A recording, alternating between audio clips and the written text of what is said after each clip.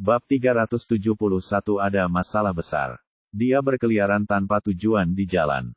Beberapa gangster pernah datang untuk menggodanya, tetapi setelah mendengar suaranya, mereka langsung lari ketakutan. Senyuman mencela diri sendiri muncul di sudut mulut Sang Tian-Tian. Dulu, dia dikejar oleh penggemar fanatik kemanapun dia pergi, dan mereka tidak bisa menghentikannya. Pada tengah malam, Sang Tian-Tian, yang tidak punya tujuan, berjalan ke jembatan.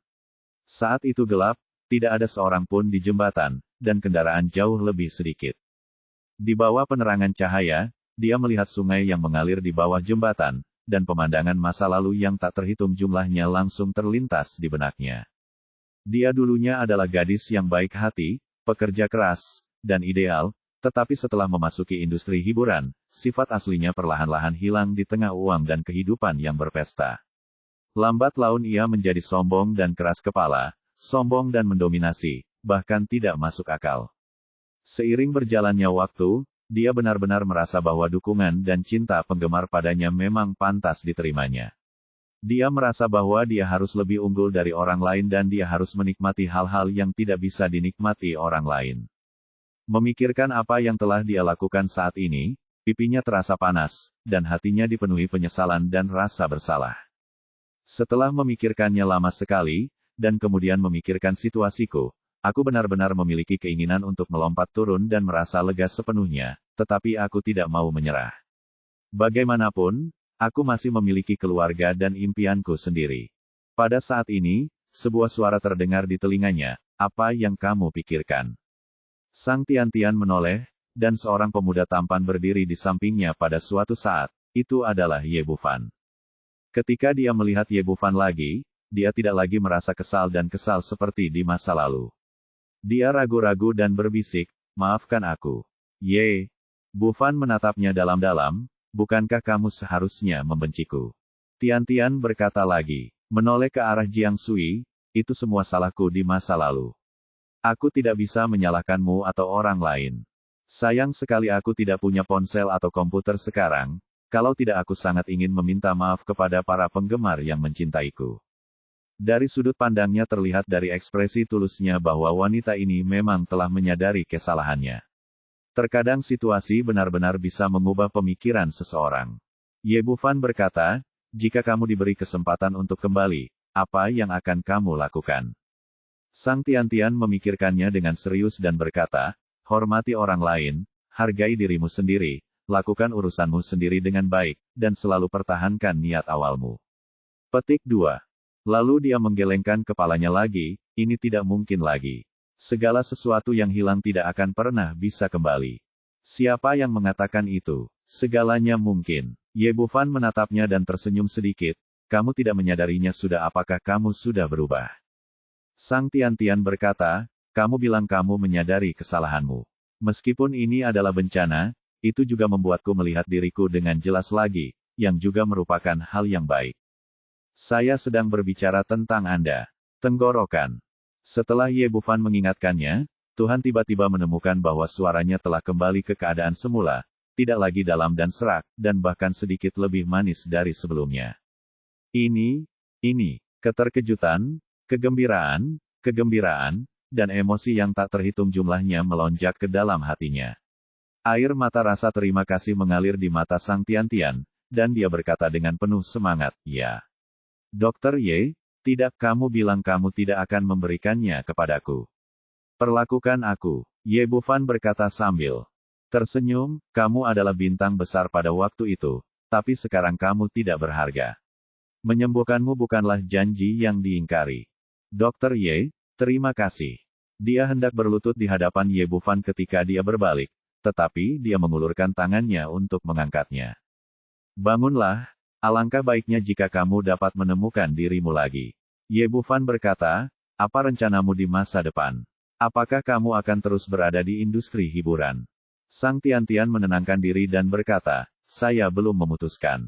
Meskipun saya suka menyanyi, tapi kontraknya telah diputus oleh perusahaan. Industri hiburan terlalu dalam, dan sangat sulit bagi seseorang yang tidak memiliki latar belakang untuk maju." Ye Bufan berkata, "Saya baru saja mendirikan perusahaan hiburan bernama Brother Film and Television.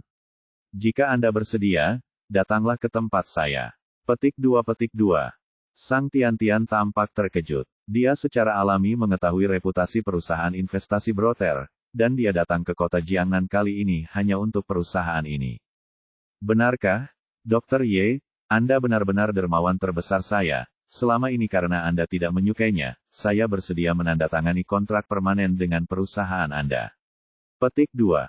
Bisa, Ye. Bu Fan juga dalam suasana hati yang sangat bahagia. Awalnya, dia hanya ingin menggunakan beberapa cara untuk memberi pelajaran pada bintang yang sombong dan mendominasi ini. Tanpa diduga, segalanya berkembang melampaui ekspektasi. Secara tidak sengaja, dia malah menandatangani kontrak dengan perusahaannya sendiri. Seorang superstar, dan dia tidak mengeluarkan sepeser pun untuk biaya transfer. Meskipun karakter Sang Tian-Tian sebelumnya tidak terlalu bagus, ketenaran dan reputasinya di industri hiburan adalah nyata, dan dia pasti kuat. Jika dia ingin merekrut orang-orang dari Pinsang Entertainment, biaya transfernya saja akan menjadi angka yang sangat besar. Sekarang setelah semuanya terselamatkan, Pinsang Entertainment memutuskan kontrak dan membiarkannya mendapatkan keuntungan besar. Kemarin, Gao Xiaogong memamerkan sang kepribadiannya dan seberapa berpengaruhnya dia dalam industri hiburan. Jika dia tahu bahwa dia telah merekrut kaisar lagu ke dalam perusahaan tanpa mengeluarkan uang sepeser pun, saya tidak tahu ekspresi indah seperti apa yang akan dia tunjukkan. Saya menantikannya. Kerjasama antara Brothers Investment Company dan Tian Family berjalan dengan sangat lancar. Setelah seharian bernegosiasi, Lu Bengxia dan Tian Rui akhirnya menandatangani kontrak kerjasama. Kedua pihak sepakat untuk bersama-sama mendirikan Brothers Film dan Television Company, dengan keluarga Tian memegang 40% saham. Brothers Investment Company memegang 60% saham. Keesokan paginya, Ye Bufan baru saja tiba di rumah sakit ketika dia menerima telepon dari Lu Bengxia. Xiao Fan, perusahaan kami akan mengadakannya, pesta koktail pada pukul 8 besok malam untuk menginformasikan seluruh kota Jiangnan. Kelas atas dan industri hiburan telah mengumumkan pendirian perusahaan film dan televisi Brothers, dan Anda, sebagai ketuanya, harus berpartisipasi. Petik 2. Ye Bufan tidak pernah suka berpartisipasi dalam kegiatan seperti itu. Dia berkata, minta saja Daqiang untuk berpartisipasi, dan saya tidak akan pergi. Sama sekali tidak, Lu Bengxia berkata, hari ini adalah hari pertama pendirian perusahaan. Manajer umum juga sudah hadir.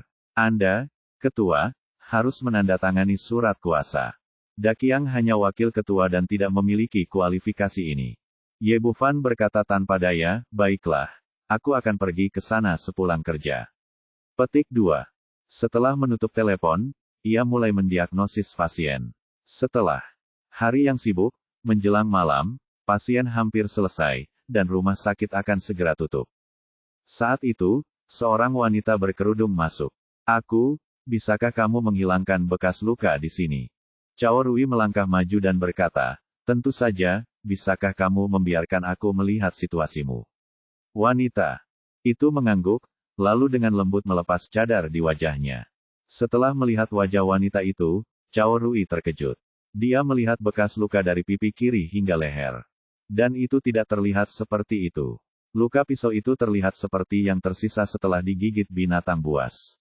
Bentuknya sangat tidak beraturan dan terlihat sangat ganas. Ketika wanita itu melihat ekspresinya, dia bertanya dengan cemas, dokter, apakah bisa disembuhkan? Petik 2. Nak, bekas lukamu terlalu serius dan aku tidak bisa menyembuhkannya.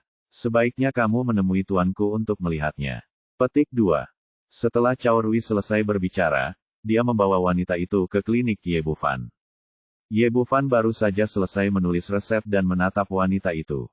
Keduanya bertemu mata, lalu mereka berdua menunjukkan ekspresi yang tidak terduga dan berteriak bersama, ini Anda. Petik 2. Bab 372, apakah kamu sangat berselera tinggi? Ye Bufan datang ke kantor pusat perusahaan saudara setelah pulang kerja, tempat pesta koktail hari ini diadakan. Saya harus mengatakan bahwa Luo Wenbo membangun tempat ini dengan sangat baik sebelumnya dan memiliki kemampuan untuk mengadakan acara apapun. Di depan aula resepsi, sebagai manajer umum sebuah perusahaan investasi, Lu Bengxia sedang menyambut tamu di sini. Melihat Ye Bufan datang, dia langsung menyapanya, "Xiao Fan, kamu di sini." Dari penjaga toko, dan berdiri di sudut. Dia duduk di depan meja dan memberikan pengenalan singkat dan ringkas tentang kerja sama dengan keluarga Tian. Ye Bufan mengangguk, tanpa berkata apa-apa lagi, dan bertanya, "Bagaimana persiapanmu hari ini?" Petik 2. Hampir selesai. Yang tersisa sekarang adalah Anda, Ketua, menandatangani kontrak kerja dengan manajer umum.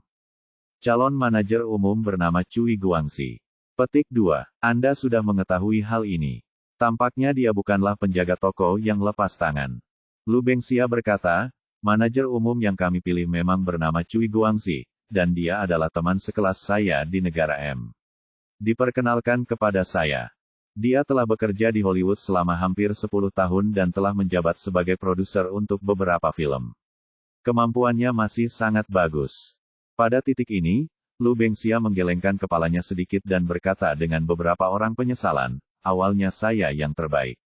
Kandidat terbaik bukanlah dia, tapi sayangnya terjadi sesuatu pada kandidat pertama beberapa waktu lalu, jadi kami tidak punya pilihan selain puas dengan pilihan kedua, tapi itu masih jauh lebih baik dari yang lain, orang-orang di negara ini. Awalnya, kandidat penting seperti manajer umum harus disetujui oleh ketua, tapi Ye Bufan tidak pandai dalam hal ini. Pada saat yang sama, karena kepercayaannya pada Lu Bengxia, dia meninggalkan tanggung jawab sepenuhnya padanya. Ye Bufan mengangkat alisnya, "Apakah kamu punya fotonya?" "Ada di resumemu," Lu Bengxia berkata sambil mengeluarkan ponselnya dan menemukan sebuah foto. Ye Bufan melihatnya dan menemukan bahwa itu memang Cui Guangxi yang dia temui di Taman Safari Afrika. Lu Bengxia lebih lanjut memperkenalkan, melihat resumenya, kondisi pribadinya tidak buruk, dan citranya dapat diterima. "Ngomong-ngomong, Xiao Fan, bagaimana kamu mengenalnya? Apakah kamu pernah mengenalnya sebelumnya?" "Tidak terlalu akrab. Saya pernah berurusan dengannya sekali." "Oh," Ye Bufan berkata tanpa komitmen, "ikuti saja rencana yang telah ditetapkan." Tanda seru petik 2. Lu Bengxia bertanya, "Apa pendapat Anda tentang kandidat ini?" Lu Bengxia tidak berkata apa-apa lagi dan pergi ke pintu untuk menyambut para tamu. Ye Bufan menuangkan segelas anggur untuk dirinya sendiri dan duduk di sudut, memikirkan beberapa hal dalam pikirannya. "Ketua, apakah Anda minum sendirian di sini?" Sebuah suara menawan terdengar di telinganya. Wanita ini mengenakan gaun malam hitam berpotongan rendah malam ini. Gaun seperti ini cocok untuk orang lain, tapi terlalu menggoda untuk dikenakan padanya. Peti aslinya sangat rendah, ditambah dengan skala pegunungan yang menjulang tinggi, jurang, dan kulit seputih salju yang menakjubkan, semuanya menghasilkan daya tarik yang tak dapat dijelaskan di mata para pria. Tian Rui datang ke tempat Ye Bufan dan berkata, "Tuan Ye, Anda adalah protagonis dari seluruh perjamuan hari ini. Mengapa Anda bersembunyi di sini sendirian?" Dia berbicara dengan penuh kasih sayang, dan tidak duduk, tetapi membungkuk. Kali ini sedikit fatal. Awalnya gaun malam berpotongan rendah, tetapi dengan tikungan lain, kekuatan serangan langsung meningkat 10.000 poin, dan dua belahan Happy Together hampir membutakan mata titanium Ye Bufan. Dia yakin wanita ini hanya ingin merayunya. "Nona Tian, mari kita duduk dan berbicara." Ye Bufan menarik Tian Rui untuk duduk di kursi di seberangnya, yang membuat segalanya lebih mudah. "Tuan Ye, Anda adalah protagonis hari ini. Mengapa Anda tidak mengganti pakaian Anda? Apakah ini yang sederhana dan legendaris?" Meskipun hari ini adalah pesta koktail, Ye Bufan masih mengenakan pakaian kasual, yang memang terlihat sedikit keluar dari tempatnya. Dia berkata, "Apa protagonisnya? Saya malas dan merasa terlalu merepotkan untuk berganti pakaian." Tian Rui tidak berkata apa-apa lagi, mengangkat gelasnya dan berkata, "Hari ini kedua keluarga kita berhasil menandatangani perjanjian, demi kesuksesan kita. Mari kita mengadakan minum bersama." Ye Bufan mengangkat gelasnya dan menyentuhkannya padanya, lalu menyesapnya. Tian Rui meletakkan gelas anggurnya dan berkata, "Tuan Ye, di mana Anda, manajer umum, memilih bakat ini? Sungguh menakjubkan. Saat kami menegosiasikan kontrak kemarin, kami hampir memakan semua tulang keluarga Tian kami." Petik 2. Dia sepertinya bercanda. Sebenarnya, itu datang dari lubuk hati saya yang terdalam. Saya benar-benar merasakan kekuatan Lu Bengxia selama negosiasi kemarin. Di masa lalu, Saya merasa bahwa saya adalah wanita yang kuat, tetapi dibandingkan dengan Lu Bengxia, saya masih tertinggal jauh, dan saya sangat menderita. Ye Bufan berkata, Nona Tian bercanda. Ada kerja sama antara kedua keluarga kita. Kerja sama selalu merupakan situasi yang saling menguntungkan. Lupakan saja, sekarang kita dianggap mitra. Kapan kita akan pergi ke pemandian air panas Ros lagi, aku akan mentraktirmu minum susu.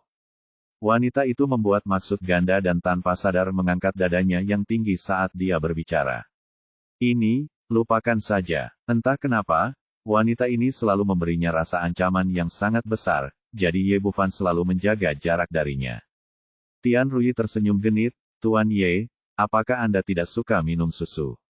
Lalu kita bisa menggantinya dengan yang lain. Senyumannya bahkan lebih berwarna, menarik perhatian banyak makhluk jantan. Pada saat ini, seorang pria muda berjas rapi datang dan berkata kepada Tian Rui, wanita cantik ini, bolehkah saya membelikanmu minuman? Ye Bufan meliriknya, dan kebetulan, Tian Rui lah yang datang Guangxi. Dia juga melihat Ye Bufan saat ini dan sedikit terkejut, mengapa kamu ada di sini? Ye Bufan tersenyum tipis, kita bertemu lagi. Kamu benar-benar beruntung. Bukankah kamu memberi makan singa di kebun binatang? Alam liar di kebun binatang, dia menghancurkan mobil listrik dengan marah dan melemparkan Gompers dan Cui Guangxi ke dalam singa. Tanpa diduga, orang ini selamat karena keberuntungan. Ya, ini pesta koktail. Aku tidak ingin berdebat denganmu. Cui Guangxi telah melihat kekuatan Ye Bufan dengan matanya sendiri. Bahkan Raja Singa pun bisa menjaganya, jadi tentu saja dia tidak akan naik dan menyebabkan masalah dengan bodohnya. Dia berbalik dan berkata kepada Tian Rui dengan ekspresi menyanjung di wajahnya, wanita cantik ini, abaikan saja udik itu dan mari kita minum. Tian Rui meliriknya, dengan sentuhan kepedulian terhadap anak-anak keterbelakangan mental di matanya. Memprovokasi Ye Bufan di sini tidak ada bedanya dengan menjadi orang bodoh. Dia berkata dengan menawan, saya pikir Tuan Ye baik, bagaimana Anda bisa mengatakan dia adalah orang desa? Cui Guangxi berkata dengan nada menghina, apakah ini perlu dikatakan? Hari ini adalah pesta koktail untuk pendirian film dan televisi Brothers teman. Siapa yang punya selera berpakaian seperti ini? Datang ke sini dengan setelan pakaian. Apa yang Anda bicarakan jika Anda bukan orang desa? Tian Rui terkekeh, jadi, Tuan, selera Anda bagus. Bab 373, menghasut kebencian. Cui Guangxi sangat bangga saat ini sehingga dia bahkan tidak menyadari godaan di mata Tian Rui. Dia berkata dengan wajah bangga, tentu saja, saya pernah bekerja di Hollywood sebelumnya, dengan gelar doktor, gaji tahunan 1 juta, dan banyak bintang terkenal internasional adalah teman saya. Misalnya Mei Mei, Widow Sister, Johnson, Tom Cruise. Bagaimana orang kampung ini bisa dibandingkan denganku? Pria ini berusaha sekuat tenaga untuk menarik perhatian wanita di depannya. Bagaimanapun, ini adalah Tiongkok, jadi kami tidak perlu khawatir akan terkoyak. Sungguh. Tanda seru petik 2. Tian Rui dengan sengaja menggoda pria bebal ini, menunjukkan ekspresi seperti gadis kecil, dan berkata dengan ekspresi obsesi, karena kamu begitu kuat, mengapa kamu ingin kembali ke Tiongkok? Untuk membayar kembali tanah air, meskipun kondisi di Tiongkok tidak sebaik di Hollywood, saya adalah orang Tiongkok yang teliti. Karena saya memiliki kemampuan, saya harus membayar kembali kampung halaman saya. Broter Investment Company dengan baik hati mengundang saya untuk mempekerjakan saya sebagai General Manager, dan juga menawarkan gaji tahunan sebesar 2 juta. Saya tidak bisa menolak kebaikannya, jadi saya setuju. Petik 2. Tian Rui terkekeh dan berkata, gaji 2 juta tahunan, itu sebenarnya bukan jumlah yang kecil. Bukan apa-apa. Di industri hiburan, orang-orang hanya menghasilkan uang. Cui Guangxi menatap tajam ke dadanya yang naik turun lalu berkata, kecantikan, menurutku kamu memiliki kondisi yang baik dalam segala aspek. Jika kamu memasuki industri hiburan, aku jamin kamu akan menjadi terkenal dalam waktu kurang dari setahun. Bagaimana? Apakah kamu tertarik untuk datang ke sana? Bersenang-senang. Tian Rui dia memasang tampang yang begitu memukau sehingga dia berkata, apakah menurutmu aku cocok? Cui Guangxi menepuk dadanya dan berkata, jika aku bilang kamu cocok, maka aku akan cocok manajer umum perusahaan film dan televisi Broter. Saya ingin menjadi terkenal. Ini hanya masalah menit bagi Anda. Tian Ruyi terkikik lagi, menoleh ke arah Ye Bufan yang duduk di samping dan berkata, Tuan Ye, dia mengundangku menjadi bintang di perusahaan film dan televisi Brothers. Menurutmu apakah aku cocok? Melihat Dewi di depannya menanyakan pendapat Ye Bufan, Cui Guangzi langsung berkata tidak puas, cantik, dia hanya orang udik, apa gunanya menanyakannya. Tanda tanya, saya akan segera menjadi manajer umum, dan segala sesuatu di perusahaan akan diputuskan oleh saya sendiri. Tian Ruyi tersenyum dan berkata, manajer umum sangat berkuasa, tetapi bagaimana jika dia adalah bos Anda? Bagaimana ini mungkin? Berhentilah bercanda, oke. Cui Guangzi menunjukkan ekspresi jijik, saya lebih baik menyerah jika saya membiarkan orang udik yang tidak berasa itu menjadi bos saya. Pekerjaan ini. Tian Ruyi tersenyum dan berkata, benarkah? Ambisius. Cui Guangzi berkata, tentu saja, seorang pria dapat melakukan sesuatu dan tidak melakukan apapun. Meskipun gaji tahunan sebesar 2 juta itu banyak. Tapi itu tidak cukup untuk membuat saya menundukkan kepala. Tian Ruyi berkata dengan penuh arti, kalau begitu aku akan melihat baik-baik kejantanan Tuan Cui nanti. Ye Bufan duduk di sana dengan senyum tipis di wajahnya dan tidak pernah berbicara. Pada saat ini, dia mengenal Tian Ruyi lebih dalam. Wanita ini sepertinya sedang menggoda Cui Guangzi, tetapi kenyataannya dia menyebabkan masalah bagi dirinya sendiri. Jika Anda terus menggunakan Cui Guangzi, Anda pasti akan kehilangan muka. Jika Anda memecatnya, bagaimana Brothers Film dan Televisi bisa didirikan tanpa manajer umum? Karena tidak ada pilihan, dia hanya bisa memilih untuk kehilangan muka. Sepertinya wanita ini kalah dalam negosiasi dan ingin membuat dirinya terlihat buruk. Saat mereka berbicara, resepsi resmi dimulai, dan Lu Bengxia berjalan ke meja depan. Cui Guangzi berdiri di samping Tian Ruyi dan memperkenalkan, ini adalah Nona Lu, manajer umum perusahaan investasi Broter. Dia adalah surat undangan yang dia kirimkan secara pribadi kepada saya. Nona Lu telah memberitahu saya bahwa acara resepsi pertama adalah untuk ketua untuk mengikuti saya. Menandatangani surat penunjukan. Tampaknya membenarkan pernyataannya, Lu Bengxia berkata setelah beberapa kata sederhana yang sopan, hari ini adalah hari ketika perusahaan film dan televisi saudara kita didirikan. Sekarang kami mengundang Tuan Cui Guangzi, calon manajer umum, untuk naik ke panggung, dan ketua Ye akan menandatangani janjinya sendiri. Pesan. Setelah mendengar ini, Cui Guangzi merapikan setelan desainernya dan berjalan menuju meja depan dengan ekspresi bangga di wajahnya. Ye Bufan juga meletakkan gelas anggurnya dan mengikuti di belakangnya ke atas panggung. Cui Guangzi baru saja naik ke atas panggung. Ketika dia berbalik dan melihat Ye Bufan, dia segera mengerutkan kening dan berkata, kamu orang udik, apakah kamu tidak melihat di mana tempat ini? Apa yang kamu lakukan di sini? Cepat pergi. Keras. Tapi Lu Bengxia berdiri di sana di sampingmu, kamu bisa mendengarnya dengan jelas. Melihat orang ini benar-benar menegur Ye Bufan, wajahnya tiba-tiba menjadi sangat jelek. Ye Bufan tersenyum tipis, siapa yang akan menandatangani surat penunjukan untukmu jika aku turun? Cui Guangzi berkata, apakah kamu sakit? Mengapa kamu berpura-pura saat ini?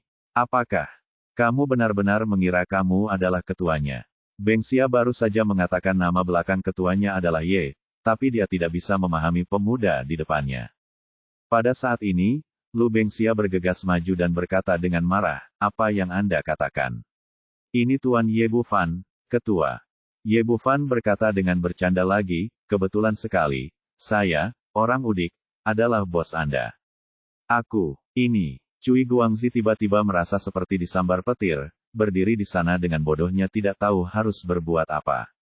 Dia tidak pernah membayangkan bahwa pemuda yang diejek olehnya dengan segala cara ini sebenarnya adalah bosnya, ketua Broter Investment Company. Pada saat ini, semua penonton menyadari apa yang telah terjadi. Seluruh resepsi langsung menjadi sunyi, dan mata semua orang terfokus pada panggung. Tian Ruyi perlahan mengguncang gelas anggur merah di tangannya dan melihat segala sesuatu di depannya sambil tersenyum. Pria bernama Cui ini memang pria yang tidak punya otak, dia hanya membantunya menarik gelombang kebencian, tapi dia mendapat gelombang kebencian lagi di atas panggung. Sejak dia bertemu Ye Bufan, dia selalu dirugikan. Rayuannya tidak berpengaruh dan dia tidak mendapatkan keuntungan apapun dalam negosiasi. Itu sebabnya aku sengaja menciptakan situasi ini, ingin melihat pria ini mempermalukan dirinya sendiri. Menurutnya, hari ini adalah hari yang sangat penting. Cui Guangzi tidak akan dipecat dalam keadaan apapun. Cui Guangzi sadar dan buru-buru melangkah maju dan berkata dengan nada datar, "Ketua Ye, saya benar-benar minta maaf. Saya tidak tahu itu Anda sebelumnya. Mohon maafkan saya jika saya mengatakan sesuatu yang salah.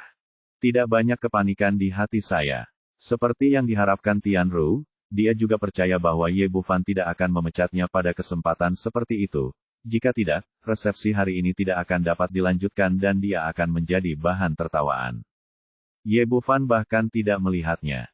Dia mengambil surat penunjukan dari Lu Bengxia dan berkata kepada hadirin, "Teman-teman dan tamu-tamu yang terkasih, sebagai ketua perusahaan investasi Brothers, saya menyambut Anda semua. Hari ini adalah perusahaan film dan televisi kami pada hari pendiriannya." Tuan Lu awalnya merekomendasikan calon manajer umum perusahaan film dan televisi, Tuan Cui Guangzi. Namun, setelah saya periksa, saya menemukan bahwa karakternya tidak baik dan dia tidak cocok untuk itu posisi manajer umum sama sekali, jadi saya mengumumkan bahwa saya tidak akan menandatangani kontrak. Bab 374 hanya untuk mempermalukannya. Begitu kata-kata Ye Bufan keluar, seluruh penonton tercengang. Tidak ada yang menyangka bahwa dia benar-benar memecat Cui Guangzi. Tanpa calon manajer umum, apa yang akan dilakukan Brothers Films? Apakah masih mapan? Apa tema resepsi hari ini? Haruskah kamu melanjutkan? Tian Ruyi, yang awalnya tersenyum, tertegun sejenak, dan gelas anggur di tangannya berhenti bergetar. Mungkinkah dia salah, bahwa pemuda di depannya itu benar-benar bodoh yang tidak mempedulikan apapun demi wajahnya? Gao Daqiang dan Lu Bengxia tampak terkejut dan tidak mengerti bagaimana Ye Bufan bisa membuat keputusan seperti itu saat ini, tapi karena kepercayaan mutlak, mereka tidak mengatakan apa-apa. Gao Xiaogong juga datang ke pesta koktail hari ini dan sedang duduk di meja tamu. Saat ini, dia memiliki senyuman lucu di wajahnya, dan sepertinya dia sedang dalam pertunjukan yang bagus. Wajah Cui Guangzi penuh dengan keterkejutan, dia tidak menyangka bahwa dia benar-benar ditolak dan dipecat. Setelah tertegun sejenak, dia kembali sadar dan berteriak, "Ketua Ye, apakah kamu bercanda?" Ye Bufan menatapnya dengan wajah sinis dan berkata, "Apakah menurutmu aku bercanda?" Petik 2. Melihat ketika masalahnya mencapai titik ini, Cui Guangzi tidak lagi memiliki keraguan dan berteriak dengan putus asa, "Ye Bufan, kami mengalami beberapa ketidaknyamanan sebelumnya. Saya hanya mengejek Anda, tapi terus kenapa?" Tanda tanya. "Jika Anda tidak memiliki saya, siapa yang akan menjadi manajer umum Anda? Di mana Anda dapat menemukan bakat seperti saya?" Ketika dia mengatakan ini, semua orang di tempat kejadian segera mulai berbicara dan berbisik satu sama lain. Pemuda ini terlalu impulsif. Apakah memecat manajer umum saat ini merupakan lelucon? Mengapa Tuan Gao memilih orang seperti itu sebagai ketua? Dia terlalu muda dan naif. Kudengar dia hanyalah seorang dokter kecil. Tampaknya dokter benar-benar tidak cocok untuk bisnis. Demi wajah kecil, dia sebenarnya mengabaikan kepentingan seluruh perusahaan. Petik 2. Apakah kamu orang yang berbakat? Kamu lebih seperti serigala bermata putih. Ye Bufan tersenyum dingin. Apakah kamu terlalu percaya diri? Kamu pikir tanpa perusahaan investasi saudaramu, tidak akan ada manajer umum berniat mempekerjakanmu hari ini? Cui Guangzi tampak terkejut. Apa maksudmu? Saya dari Hollywood. Apakah ada talenta luar biasa yang telah kembali yang lebih baik dari saya? Anda harus menjaga diri sendiri. Ye Bufan menoleh sedikit dan berkata ke belakang panggung, "Manajer Dai, keluar." Begitu dia mengatakan ini, dia menarik perhatian semua orang. Perhatian, penonton terdiam, dan semua orang mengalihkan perhatian mereka ke pintu masuk belakang panggung. Saya ingin melihat apakah Ye Bufan hanya menggertak atau apakah dia benar-benar memiliki calon cadangan untuk manajer umum. Ta-ta-ta, terdengar suara sepatu hak tinggi, lalu seorang wanita kurus berjalan dari belakang panggung. Dia memiliki wajah yang cantik dan mengenakan setelan bisnis berwarna hitam di tempat kerja. Setelah melihat wajah pengunjung itu dengan jelas, Cui Guangzi terkejut pada awalnya, dan kemudian menjadi pucat, mengetahui bahwa mimpinya menjadi manajer umum telah berakhir hari ini. Setelah wanita itu naik ke atas panggung, Ye Bufan menandatangani surat penunjukan dan menyerahkannya secara resmi.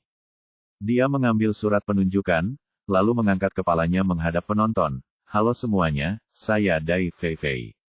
Ya, wanita ini adalah Dai Feifei yang terluka di safari Afrika Selatan dan juga wanita yang datang ke Taman Xinglin untuk perawatan medis. Banyak penonton yang terkejut, termasuk Gao Xiaogong. Dia telah berkecimpung di industri hiburan selama bertahun-tahun, jadi dia tentu tahu siapa Dai Feifei. Wanita ini merupakan seorang legenda di industri film dan televisi.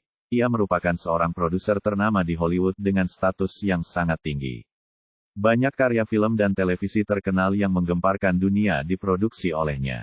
Kalau banyak orang luar menyebut industri film dan televisi, yang mereka tahu hanya bintang-bintang besar dan sutradara terkenal. Padahal, untuk sebuah karya film dan televisi, yang terpenting adalah produsernya. Mulai dari negosiasi dengan investor, penawaran pengiklan, penunjukan sutradara, hingga undangan aktor inti, sepenuhnya bertanggung jawab kepada produser. Tidaklah berlebihan untuk mengatakan bahwa penentu akhir keberhasilan atau kegagalan sebuah film adalah produsernya, dan Dai Feifei adalah salah satu yang terbaik, jauh melampaui Cui Guangxi dalam hal kekuatan dan pengaruh. Keluarga Tian telah terlibat dalam industri film dan televisi selama bertahun-tahun. Tian Rui secara alami mengetahui reputasi Dai Feifei. Dia tersenyum di sudut mulutnya dan berkata, saya tidak menyangka orang ini benar-benar punya rencana. Dia bahkan mengundang Dai Feifei. Melihat ini di depannya, pada adegan ini, Lu Bengxia tampak bersemangat. Dia mengambil mikrofon dan naik ke panggung lagi dan berkata kepada semua penonton, teman-teman terkasih, izinkan saya memberitahu Anda bahwa Nona Dai Feifei adalah kandidat manajer umum pertama yang dipekerjakan oleh perusahaan investasi saudara kami. Namun kemudian dia menolak undangan kami karena beberapa alasan khusus. Tanpa diduga, dia menjadi manajer umum kami hari ini. Sama-sama. Terdengar tepuk tangan meriah dari para hadirin, dan banyak orang memandang Ye Bufan dengan kagum. Mereka tidak menyangka hal ini. Anak muda tidak impulsif, tetapi punya rencana untuk tindakan selanjutnya. Tepuk tangan memudar, dan tiba-tiba terdengar suara, tetapi ada satu hal yang saya tidak mengerti. Karena Anda mempekerjakan Nona Dai Feifei, mengapa Anda mengundang Tuan Cui Guangxi? Apakah hanya untuk memecatnya di depan umum dan mempermalukannya? Gao Xiaogong lah yang berbicara. Saat ini, dia menatap Ye Bufan dengan mata membara, dengan ekspresi marah di tubuhnya, seolah-olah dia sedang memperjuangkan ketidakadilan Cui Guangxi. Setelah dia mengatakan ini, dia terdiam lagi, dan memang itulah yang terjadi. Sekarang setelah ada kandidat yang lebih baik, Cui Guangxi tidak boleh diundang lagi. Pemecatan publik semacam ini jelas merupakan sebuah penghinaan. Jika hal ini tidak ditangani dengan baik, pasti akan berdampak pada reputasi broter film dan televisi bahkan broter investment company di kemudian hari. Bayangkan sebuah perusahaan yang tidak memiliki kredibilitas. Siapa yang berani menerima ajakan mereka begitu saja?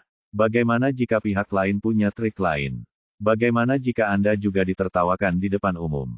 Banyak orang menyadari bahwa Gao Xiaogong memiliki motif tersembunyi. Namun mereka harus mengakui bahwa tindakannya memang kejam dan berpotensi menutup tenggorokan dengan pedang. Mata semua orang terfokus pada Ye Bufan, mengharapkan dia memberikan penjelasan yang masuk akal. Tian Rui meletakkan gelas anggur di tangannya lagi dan menatap Ye Bufan dalam-dalam, bertanya-tanya bagaimana tanggapan pria ini. Ye Bufan melirik Gao Xiaogong, lalu berkata dengan tenang, kamu benar. Alasan mengapa saya tidak mengakhiri kontrak lebih awal adalah untuk mempermalukannya di depan umum. Tidak ada yang menyangka sutradara muda ini. Sutradara kembali memberikan jawaban yang mengejutkan. Mungkinkah dia mengabaikan reputasi perusahaan investasi saudaranya? Mungkinkah dia ingin mencekik film dan televisi bersaudara yang baru didirikan di buayannya? Bukankah sulit untuk merekrut artis lain atau mencari seseorang untuk diajak bekerja sama? Gao Xiaogong sangat gembira. Dia memang seorang anak muda yang tidak punya ide licik, dan dia bahkan berani mengatakan hal seperti itu. Dia berkata lagi dengan jujur, Tuan Ye, apakah Anda bertindak terlalu jauh? Bagaimanapun, setiap orang memiliki martabatnya sendiri dan pantas dihormati. Satu-satunya yang tidak pantas mendapatkannya. Dia adalah makhluk yang tidak manusiawi dan benar-benar serigala bermata putih. Pembicaranya adalah Dai Feifei. Dia mengambil satu langkah ke depan dan berkata kepada hadirin, izinkan saya memberi Anda penjelasan untuk masalah ini. Bab 375, di mana integritas moralmu? Semua orang terdiam dan ingin mendengar apa yang dia katakan. Dai Feifei berkata, Cui Guangzi dan saya sedang menjalin hubungan. Faktanya, setelah bertahun-tahun di Hollywood, dia tidak memiliki kemampuan sama sekali. Semua reputasi dan prestasinya diciptakan oleh saya. Beberapa film yang menjadi tanggung jawabnya, saya menyewa sutradara, saya menyewa pengiklan, dan aktor itu datang ke sini demi saya, tetapi skor akhir akan diberikan kepadanya. Dengan kata lain, semua yang dia miliki adalah palsu. Tanpa saya, dia bukan apa-apa. Mendengar kata-kata ini, terjadi keributan lagi. Bibir Cui Guangzi bergerak. Dia awalnya ingin mengatakan sesuatu untuk membela diri, tetapi pada akhirnya dia tidak mengatakan apa-apa. Kakinya melemah dan dia jatuh ke tanah. Dai Feifei melanjutkan, kali ini saya menerima undangan dari perusahaan investasi saudara saya. Awalnya saya ingin kembali ke Tiongkok untuk melayani Tiongkok. Setelah permohonannya berulang kali, saya membuat syarat dengan manajer Lu bahwa kami berdua harus terikat, dan manajer Lu juga setuju. Tapi kemudian kami memutuskan kontrak kami dengan Hollywood dan menggunakan waktu luang kami untuk pergi ke Sabana Afrika. Kemudian dia menceritakan apa yang terjadi di Taman Safari dari awal hingga akhir, dan akhirnya berkata, dia adalah orang seperti itu, dan pada saat-saat kritis tidak ada apa-apa terlepas dari hidup atau mati saya, dia meninggalkan saya di mulut singa. Tuan Yelah yang menyelamatkan saya meskipun saya memiliki banyak keluhan di masa lalu wajah. Dia juga menganggap saya terlalu jelek dan putus dengan saya. Karena cedera mental dan fisik, saya hampir mengalami gangguan mental dan akhirnya melepaskan posisi saya sebagai manajer umum dan melamar pekerjaan di perusahaan film dan televisi Broter. Beberapa jam yang lalu, saya pergi ke Xinglinyuan untuk perawatan medis, Dr. Yelah yang menyembuhkan bekas luka di wajah. Saya mengetahui apa yang terjadi padaku, jadi dia memutuskan kontrak dengan Cui Guangzi di depan umum, untuk melampiaskan amarahku dan membuat semua orang melihat wajah aslinya. Wow, resepsi kembali dipenuhi dengan kegembiraan, tapi kali ini semuanya menghina Cui Guangzi. Ya Tuhan, aku tidak menyangka dia menjadi orang seperti itu. Dia benar-benar binatang buas. Dia bahkan tidak menginginkan pacarnya pada saat kritis.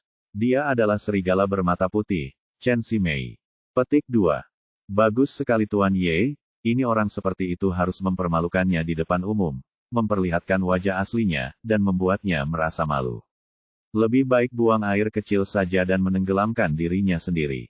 Kerumunan di tempat kejadian itu bersemangat. Selain meremehkan Cui Guangzi, mereka juga mengagumi Ye Bufan. Mereka merasa perawatan hari ini adalah metodenya sangat memuaskan. Hanya ekspresi Gao Xiaogong yang menjadi sangat jelek. Setelah hening beberapa saat, dia berkata, Nona Dai Feifei, kamu bilang kamu mengalami luka serius di wajahmu, meninggalkan bekas luka yang jelek. Kenapa aku tidak melihatnya sekarang, jadi aku meragukan keaslian apa yang Anda katakan. Dai Feifei berkata, karena luka saya telah disembuhkan oleh Tuan Ye, untuk membalas kebaikannya, saya memutuskan untuk menandatangani kontrak seumur hidup dengan Broter film dan televisi dan tidak pernah mengakhiri kontrak.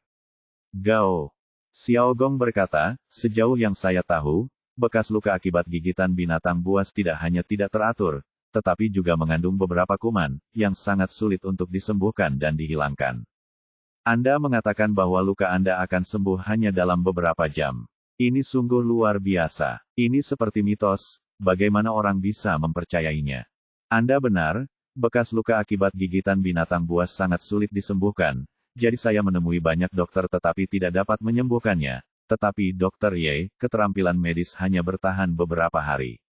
Bekas luka saya hilang sepenuhnya dalam waktu 1 jam.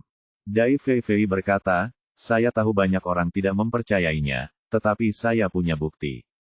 Setelah mengatakan itu, dia mengeluarkan ponselnya dan mengklik beberapa kali, dan layar besar di belakangnya berkedip. Itu adalah Dai Feifei yang ada di foto, tetapi separuh wajahnya dipenuhi bekas luka, membuatnya tampak mengerikan, jelek, dan bahkan menyeramkan. Sekarang semua orang percaya apa yang dia katakan itu benar. Dokter Ye benar-benar ahli dalam keterampilan medis. Dia seperti dewa yang hidup. Bekas luka yang begitu serius dapat dihilangkan dalam beberapa jam. Saya sudah lama mendengar bahwa Dokter Ye memiliki keterampilan medis yang hebat dan menyembuhkan Tuan Gao. Sekarang sepertinya rumor itu tidak benar. Sungguh menakjubkan. Mulai sekarang, ketika saya sakit, saya akan pergi ke Taman Xinglin untuk menemui Dokter Ye daripada pergi ke tempat lain. Wajah Gao Xiaogong menjadi pucat. Dia tidak menyangka akan melompat keluar dan mengkritiknya, tapi alih-alih menimbulkan masalah pada Ye Bufan, saya juga membuat iklan untuk orang lain. Pada saat ini, Cui Guangzi berlutut dan memohon pada Ye Bufan, Tuan Ye, tolong beri saya kesempatan lagi. Saya tidak membutuhkan gaji tahunan sebesar 10.000 yuan. Sudah memberitahunya setelah kontrak Hollywood diakhiri, akan sulit untuk kembali. Dulu, ia mengandalkan dukungan Dai Feifei, namun tanpa dukungan ini, akan sulit untuk maju. Dan jika dia ditolak oleh perusahaan film dan televisi Brother hari ini dan skandalnya menyebar, tidak ada perusahaan film dan televisi lain yang akan menandatangani kontrak dengannya di masa depan. Saat ini, Tian Ruyi tersenyum dan berkata, "Ada apa, Tuan Cui? Bukankah Anda baru saja memberitahu saya bahwa jika Tuan Ye adalah bos Anda akan segera mengundurkan diri? Mengapa Anda masih berlutut untuk memohon belas kasihan sekarang? Di mana kejantananmu? Di mana integritasmu? Mengapa?" Pada saat ini, Cui Guangzi tidak peduli dengan ejekan Tian Ruyi, dan mengangkat tangannya untuk menamparkan wajahnya dengan dua mulut besar. "Tuan Ye, ini karena kebutaanku dan mulutku yang buruk. Anda tidak peduli dengan penjahatnya, beri saya kesempatan lagi."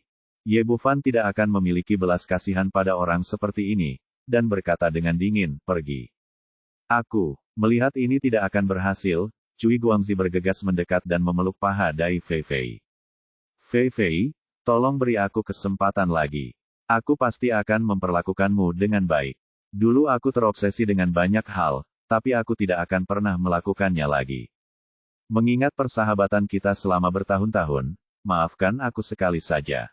Cinta, di mana cintamu ketika aku menghadapi sesuatu sendirian? Di mana cintamu ketika kamu membenciku karena jelek dan meninggalkanku sendirian? Kamu sangat malu untuk menunjukkan kasih sayangmu kepadaku, tetapi keluar dari sini dan jangan biarkan sampai jumpa lagi." Setelah Dai Feifei mengatakan itu, dia menendang wajah Cui Guangzi, dan kemudian dua penjaga keamanan datang dan menyeretnya keluar. Meski mengalami gejolak seperti itu, namun tidak berdampak negatif apapun terhadap perusahaan film dan televisi Brother. Sebaliknya, iklan besar-besaran pun dibuat, yang membuat image Ye Bufan menjadi sangat tinggi. Konferensi pers berlanjut, dan setiap link dimajukan secara tertib sesuai rencana sebelumnya. Di akhir acara, seluruh sutradara dan bintang yang tergabung dalam perusahaan film dan televisi Brother naik ke panggung untuk tampil, dan terdengar tepuk tangan meriah dari para penonton. Perusahaan film dan televisi Brothers benar-benar luar biasa. Perusahaan ini telah merekrut begitu banyak sutradara dan bintang dalam waktu yang singkat. Sungguh luar biasa. Ini masih permulaan. Dengan seorang veteran yang kuat seperti Dai Feifei sebagai manajer umum, di masa depan tidak terbatas. Tampaknya industri film dan televisi Tiongkok akan berubah. Di masa depan, semuanya akan didominasi oleh perusahaan film dan televisi Brothers. Ketua Ye sungguh luar biasa. Tapi, kali ini, Gao Xiaogong berkata lagi dengan nada sinis, "Artis lini pertama memang banyak, tapi sayang sekali mereka tidak cukup berat, dan mereka tidak memiliki raja dan ratu film." Dia mengatakan ini dengan keras, dan semua orang yang hadir dapat mendengarnya dengan jelas. Ye Bufan meliriknya dan berkata, "Menurut pendapat Tuan Gao, apa yang dianggap kelas berat?" Bab 376, Hidup itu seperti mimpi. Gao Xiaogong berkata, "Anda setidaknya harus mencapai level Sang Tian-Tian sebelum Anda dapat disebut Kaisar Lagu. Hanya dengan bintang seperti ini Anda dapat dianggap sebagai perusahaan hiburan kelas 1. Sayangnya hanya ada satu Sang Tian-Tian. Bahkan jika perusahaan hiburan saudaramu tidak mungkin memiliki sapi. Belum tentu begitu." Setelah berbicara, Ye Bufan menjentikkan jarinya dengan anggun, dan musik di resepsi dimulai, diikuti dengan suara yang manis dan manis, lagu yang merdu. Ekspresi semua orang berubah. Lagu ini terlalu familiar bagi semua orang. Itu adalah lagu terkenal Sang Tian-Tian, Life is Like a Dream. Hanya saja dibandingkan sebelumnya, lagu ini lebih mengharukan, seolah-olah sudah terakumulasi bertahun-tahun, dan benar-benar menyanyikan perubahan-perubahan hidup dan emosi yang bagaikan mimpi. Dalam nyanyian tersebut, orang-orang seolah kembali ke masa lalunya, rasa frustasi masa lalu, kegembiraan masa lalu, masa muda yang telah berlalu, dan emosi yang telah terlupakan semuanya muncul di benak setiap orang untuk beberapa saat. Di akhir lagu, musik perlahan memudar, dan sosok Anggun keluar dari belakang panggung. Dibandingkan dengan masa lalu, dia sekarang tidak terlalu mencolok dan lebih kalem, membuat orang terlihat lebih nyaman dan cantik. Ya Tuhan, apa yang terjadi? Bukankah dikatakan bahwa Sang Tian-Tian adalah seorang waria? Bukankah dikatakan bahwa dia keluar dari industri hiburan? Ya, saya mendengar bahwa suara Sang Tian-Tian benar-benar rusak. Dia dapat berbicara lebih baik dari laki-laki. Itu jelek. Mengapa lagu ini terdengar lebih baik dari sebelumnya? Mungkinkah Sang Tian-Tian juga bergabung dengan Brother Entertainment? Ekspresi Gao Xiaogong menjadi lebih jelek saat semua orang berdiskusi. Dia memegang Sang Tian-Tian di satu tangan, dan dapat dikatakan bahwa dia adalah kebanggaan dalam hidupnya, tetapi dia tidak menyangka bahwa dia akan membuatkan gaun pengantin untuk orang lain. Tian Rui dan Lu Bengxia sama-sama terkejut saat melihat Sang Tian-Tian. Mereka tidak menyangka Ye Bufan begitu murah hati. Jelas merupakan kejutan besar bagi mereka untuk bergabung dengan penyanyi kelas berat. Pada saat ini, seorang tamu di antara penonton tidak dapat menahan diri untuk tidak bertanya, "Nona Sang Tian-Tian, mengapa Anda ada di sini? Apakah Anda juga bergabung dengan perusahaan film dan televisi Brothers?" Sang Tian-Tian tersenyum tipis, "Benar, saya sekarang mereka adalah artis di bawah Brother Film dan Televisi. Dan mereka memiliki kontrak seumur hidup yang tidak akan pernah diakhiri. Ada keributan di tempat kejadian. Baru saja ada Dai Fei, yang kontraknya tidak akan pernah diakhiri, dan sekarang ada kaisar lain dan diva. Bagaimana Brothers Film dan Televisi bisa memiliki daya tarik yang begitu besar?" Orang lain yang mengetahui masalah tersebut bertanya, "Nona Sang Tian-Tian, sejauh yang saya tahu Anda adalah seorang artis di bawah Pinsang Entertainment. Bagaimana Anda bergabung dengan perusahaan film dan televisi Brothers? Bukankah ini pelanggaran kontrak?" Sebuah kontrak dan berkata, "Baru kemarin, Pinsang Entertainment secara paksa memutuskan kontrak saya. Sekarang saya tidak ada hubungannya dengan mereka." Si idiot Zhao Dongyang memberikan pohon uang seperti ini. Gao Xiaogong memarahi Pinsang dengan keras. Perusahaan hiburan mengatakan bahwa dia benar-benar lupa dengan apa yang dia lakukan kemarin. Orang lain bertanya, "Nona Sang Tian-Tian, akhir-akhir ini ada rumor di internet bahwa Anda adalah seorang waria dari Manguo. Bisakah Anda memberi kami jawaban yang jelas?" Sang Tian-Tian tidak marah sama sekali dan tersenyum tipis, "Apakah saya akan pergi? Berikan sekarang. Bukankah jawabannya sudah jelas? Saya seorang wanita, dan seorang wanita sejati. Hanya saja saya melakukan kesalahan sebelumnya dan mengubah kewarganegaraan saya, dan kedua, seorang seniman. Beri saya waktu, saya yakin tidak akan lama lagi saya bisa kembali ke pelukan Tiongkok dan menjadi orang Tiongkok yang jujur." Petik 2. Nona Sang Tian-Tian, apa yang terjadi sebelumnya? Mengapa suaramu terdengar jelek sekali? Itu adalah akibat dari penyakit dan tidak ada hubungannya dengan gender. Sang Tian-Tian berkata dengan penuh emosi, "Tetapi saya juga ingin berterima kasih kepada penyakit ini. Penyakit ini membuat saya melihat banyak hal, orang, dan banyak hal dengan jelas. Justru karena penyakit inilah Pinsang Entertainment secara resmi memutuskan kontrak saya dan menjadi orang bebas, bergabung dengan saudara film dan televisi Ketua Ye." Sebagai figur publik, dia mengatakannya dengan sangat halus. Tapi semua orang pintar dan langsung mengerti alasannya. Karena Sang Tian-Tian sakit, Pinsang Entertainment meninggalkannya. Saat ini, Queen of Songs telah pulih seperti semula. Saya yakin Pinsang Entertainment pasti diliputi penyesalan. Orang lain bertanya, "Nona Sang Tian-Tian, mengapa suaramu begitu bagus?" "Dokter Ye menyembuhkan saya." Sang Tian-Tian memandang Ye Bufan dengan rasa terima kasih dan kekaguman di matanya. "Ya, dokter tidak hanya menyembuhkan tenggorokan saya, tetapi juga mengajariku bagaimana menjadi orang baik. Dokter Ye adalah dermawan seumur hidupku, dan aku akan membalas kebaikannya dengan karya terbaikku. Ye Bufan lagi, menjijikkan lagi. Keterampilan medisnya. Gao Xiaogong mengertakkan gigi karena marah dan mengepalkan tinjunya dengan kuat. Ye Bufan sepertinya tidak melihat tatapan kebenciannya sama sekali, dan berkata sambil tersenyum, Tuan Gao, saya mendengar bahwa Anda telah banyak membantu Sang Tian-Tian sebelumnya. Terima kasih banyak telah membantu perusahaan hiburan saudara kami mengembangkan artis yang luar biasa. Petik 2. Gao Xiaogong tidak merasa malu untuk tinggal di sini lagi. Penerimaan ini merupakan kesuksesan yang belum pernah terjadi sebelumnya. Perusahaan film dan televisi Brothers telah berhasil mengambil langkah pertamanya dalam industri hiburan dan membangun reputasinya sendiri. Setelah beberapa saat, resepsi berakhir. Ye Bufan, Gao Daqiang, Lu Bengxia dan anggota inti Brother Entertainment Company lainnya tidak bubar. Semua orang berkumpul dengan penuh semangat untuk merayakan kesuksesan hari ini. Sebagai pemegang saham utama, Tian Rui juga menghadiri jamuan perayaan. Dia memegang segelas anggur dan berkata kepada Ye Bufan, Tuan Ye memberi saya terlalu banyak kejutan.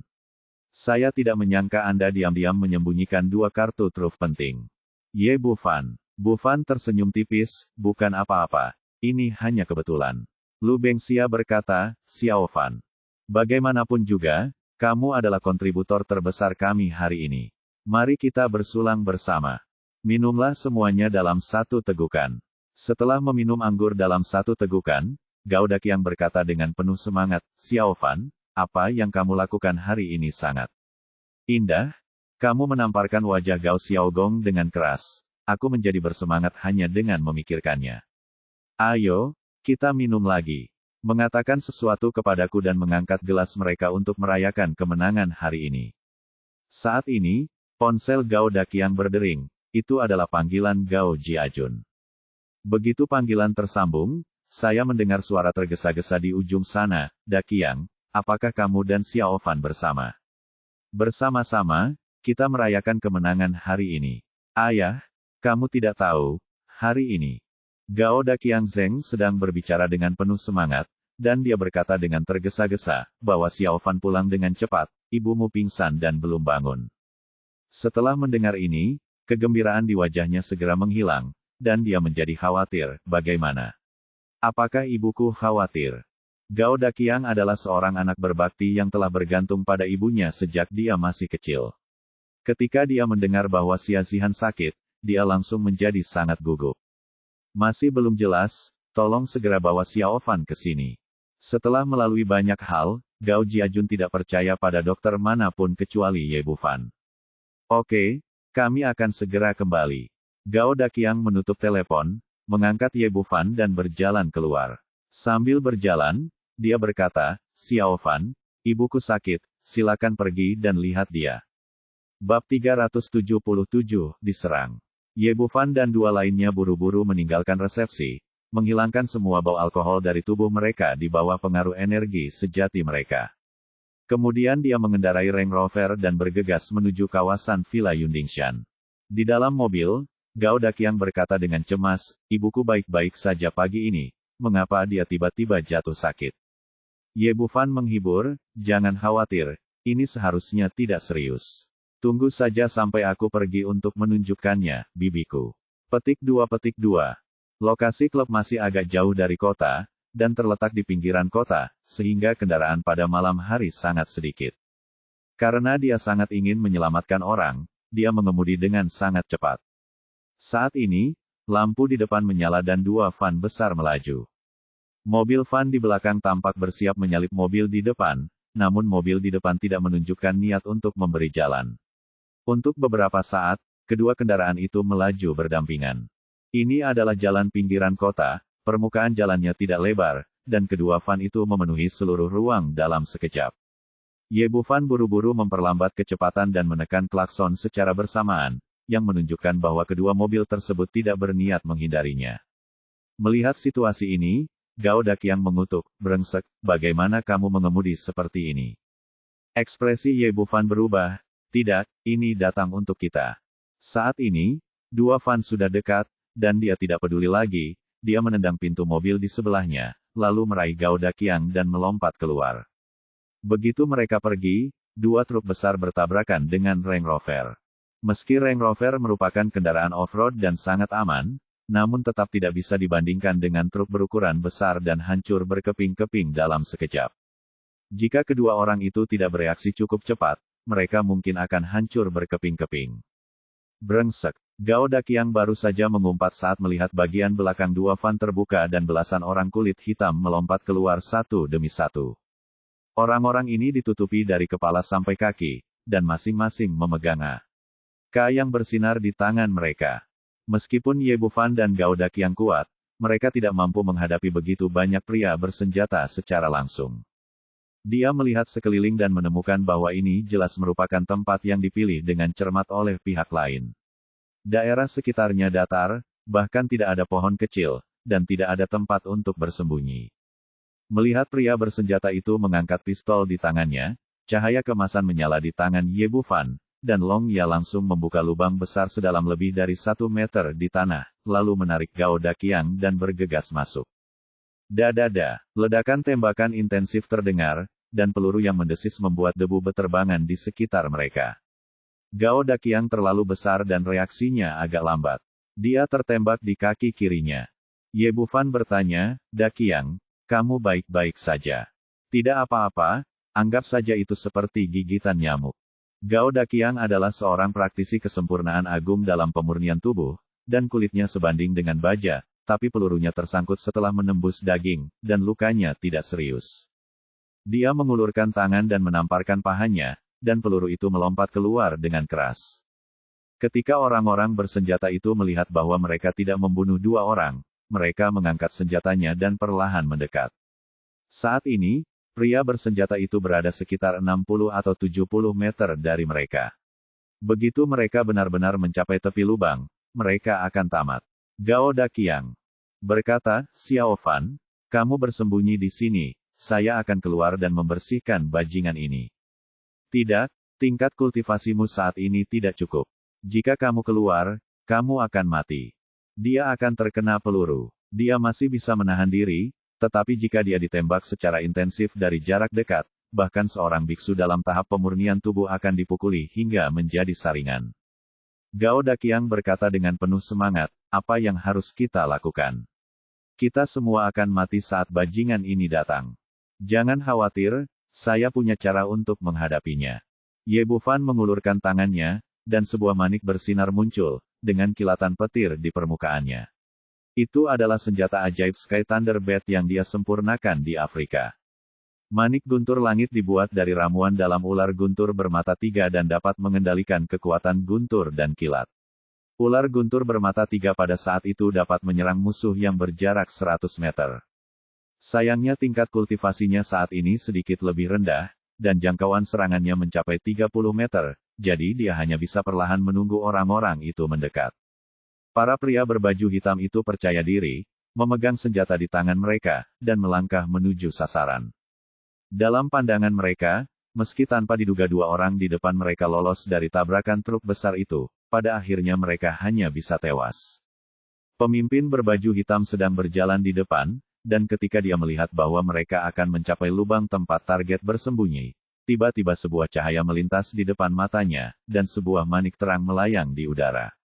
Harta karun apa ini? Sebelum dia bisa mengetahuinya, sambaran petir setebal telur tiba-tiba menyambar kepalanya, langsung membuatnya pingsan. Apa yang terjadi? Mungkinkah bosnya melakukan terlalu banyak hal buruk dan tersambar petir? Melihat pemimpinnya dicincang menjadi arang, pria berbaju hitam di belakangnya segera berhenti. Tapi sebelum mereka bisa pulih, petir menyambar satu demi satu hanya dalam sekejap mata, lebih dari selusin orang semuanya menjadi minuman bersoda.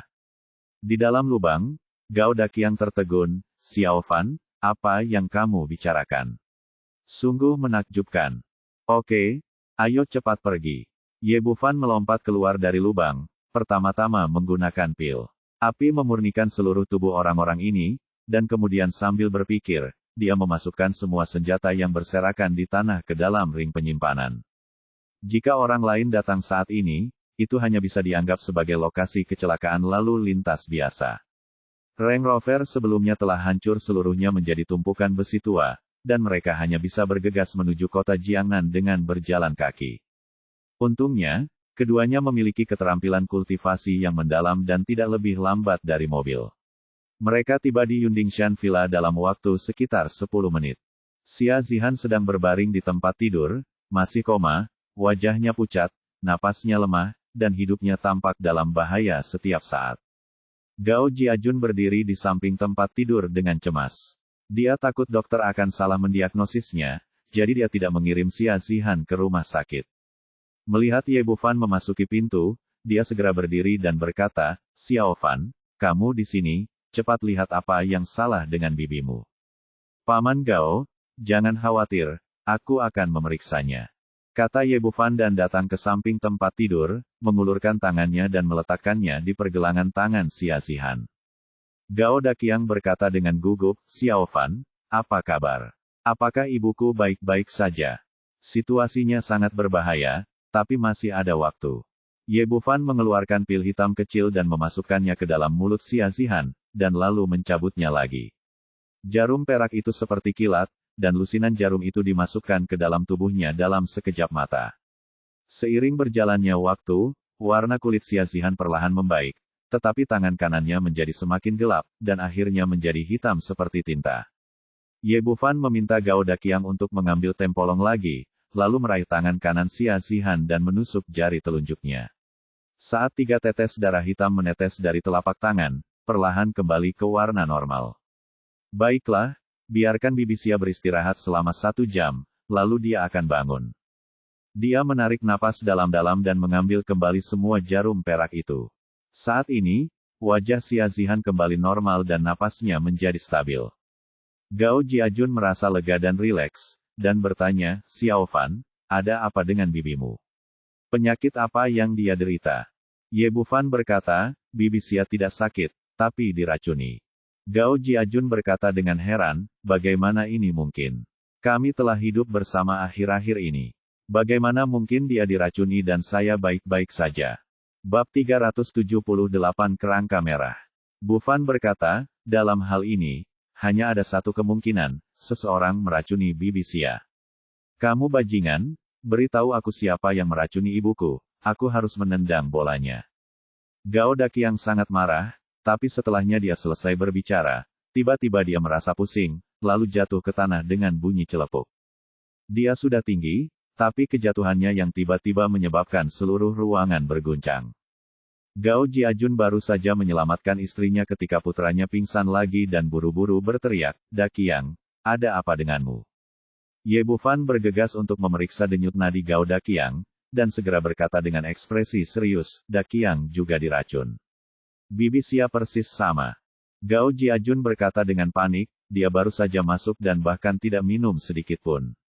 Bagaimana dia bisa diracuni? Karena dia tidak minum air, itu pasti beracun di udara. Ye Bufan melihat sekeliling dan melihat sesuatu di sudut pot bunga, tiba-tiba ekspresinya berubah. Ini adalah bunga setinggi sekitar 1/2 meter, dengan daun hijau dan bunga berwarna merah cerah. "Paman Gao, dari mana asal bunga ini?" Gao Jiajun berkata, "Bunga ini diberikan oleh Xiao Gong. Dia tahu bibimu menyukai bunga jadi dia memberinya pot seperti ini. Disebut Hongfen. Kerangka, aromanya sangat beracun, ayo cepat." Ye Bufan berkata dan hendak berjalan keluar pintu, tapi tiba-tiba dunia mulai berputar dan dia jatuh di samping Gao Daqiang, lalu pingsan. "Ini, Xiao Fan, bangun!" teriak Gao Jiajun, dan 3 dari 4 orang di ruangan itu pingsan, hanya menyisakan dirinya sendiri. Dia tidak mengerti, jika bunga dalam pot itu beracun, mengapa dia baik-baik saja. Dia hendak memanggil seseorang ketika pintu terbuka dan Gao Xiaogong masuk dari luar, diikuti oleh 2 pengawal jangkung. Dia menghampiri Ye Bufan dan berkata dengan nada meremehkan, "Dokter ajaib omong kosong itu pada akhirnya tidak jatuh ke tanganku." Gao Jiajun berkata dengan marah, "Gao Xiaogong, kamu yang melakukan semua ini." "Melakukannya." Titik petik 2. Gao Xiaogong tidak peduli dengan kemarahan Gao Jiajun dan berkata sambil tersenyum licik, "Orang yang bernama Ye benar. Pot bunga ini disebut Pink Skeleton. Aromanya sangat beracun. Ini sangat langka spesies. Saya harus mengeluarkan biaya total $200.000 untuk mendapatkannya kembali." Gao Jiajun berkata dengan marah, "Binatang buas, bagaimana kamu bisa melakukan ini? Apakah kamu lupa bahwa jika bukan karena aku, kamu akan mati kelaparan di jalanan? Bab ini belum selesai, silakan balik halamannya. Sejak lama memang benar kamu menyelamatkanku saat itu dan mengenaliku sebagai anak baptismu. Pada titik ini, ekspresi Gao Xiaogong berubah. Tapi sejak kamu melakukannya aku sebagai anak baptismu, kamu tidak boleh mencari anak kandungmu yang lain. Aku telah bekerja keras untuk keluarga Gao selama bertahun-tahun. Mengapa dia harus mewarisi harta keluarga hanya karena dia adalah anak kandungmu? Brengsek, kamu tidak tahu berterima kasih hal itu, kata Gao Jiajun.